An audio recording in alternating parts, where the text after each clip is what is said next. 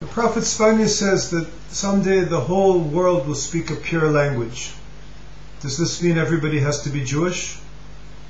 No and yes. Clearly there is, if being a Jew means being close to the Torah, then everybody does become Jewish. If being a Jew means, in the way Elie Wiesel explained it after seeing a docudrama about what would it be like after a nuclear holocaust, he said, now that there's the possibility of nuclear holocaust, that the whole world is becoming Jewish. And basically, not just because somebody is Jewish does not mean he's closer to God than anybody else in the world. It would be ridiculous to say otherwise. The idea is that everybody has their place and everybody has a role to fulfill, and we're all God's children. So my father has a joke. He says that he wanted to learn Hebrew so he could speak to God in his original language.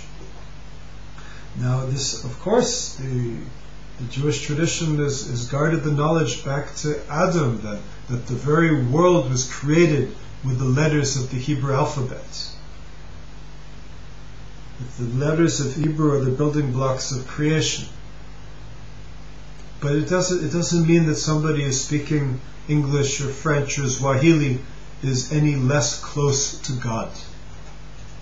He may, in many respects, be more close to God if he acts in godlike behavior and moral behavior. So the question that I'm asked is, to be a Noahide, what does it mean to be a Noahide? Is that another crazy religion going around the States? Like there's this red string religion, or which really is not just a crazy mystical red string religion. I see it as a value, and also the founders of it saw it as a valuable way to promote the spreading of morality and the spreading of the Torah to the nations of the world. If we can get past the red strings and we get into the real content, we see that it is a vehicle for spreading the Torah of Abraham into the world. Let's go back. Go back to Abraham. Imagine what kind of faith, what kind of life Abraham had. Abraham lived in a world where there were many gods, where there was an idol for just about everything. You want a success in business? You burn some incense before an idol. You bring fruits to an idol. You pour wine. Maybe if somebody wanted big success, he goes and he sacrifices his firstborn on the altar. The world was steeped in perversity and idolatry. Abraham, he grew up in this world, but he knew from a very young age that it was wrong, and he figured it out. He worked on this idea until finally, after 30 some years, he came to the realization there's really one God. It's all one, and God wants moral behavior. He rejects the perversity of the pagan world and its human sacrifice. Our tradition, the Jewish tradition, says that Abraham kept the entire Torah. This is the Abrahamic faith. Now the world isn't ready to keep the entire Torah. Most Jews seem to be not ready to keep the entire Torah. So the sages had the same problem with this 2,000 years ago. The more things change, the more they stay the same. The 613 laws, like we said in 4 segments ago, how could I do it? The man 2,000 years ago confronting his own Judaism says, how could I do it? He said, really, all you need to know is the words of the prophet Chabkuk, Tzadik b'emunoto yichye, a tzaddik lives by his faith. The beginning point is faith. The faith of Abraham was developed into the entire Torah, and he passed it on. He had received it from Shem and Ever. He had received it from before, who had received it from generation to generation, from Noah and all the way back to Adam, according to our tradition. But Abraham passed it on to his inheritance, not just the physical inheritance, but the spiritual inheritance of the Torah, to Isaac, and Isaac passed it on to Jacob, and Jacob passed it on to his 12 sons, and the tribe of Levi with Moses passed it on, received the Torah at Mount Sinai, made a covenant with God. And this covenant was heard for the whole world in 70 languages.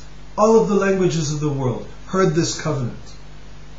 It doesn't mean that all of the countries in the world and all of the peoples in the world have to be Jews. But it does oblige them to a code of morality which is summed up in basically 7 laws. There's one God, to reject idolatry, not to steal, not to kill, not to engage in forbidden sexual practices, not to eat the flesh of a living animal, and to create a just and enlightened legal system, a fair legal system, and live by it.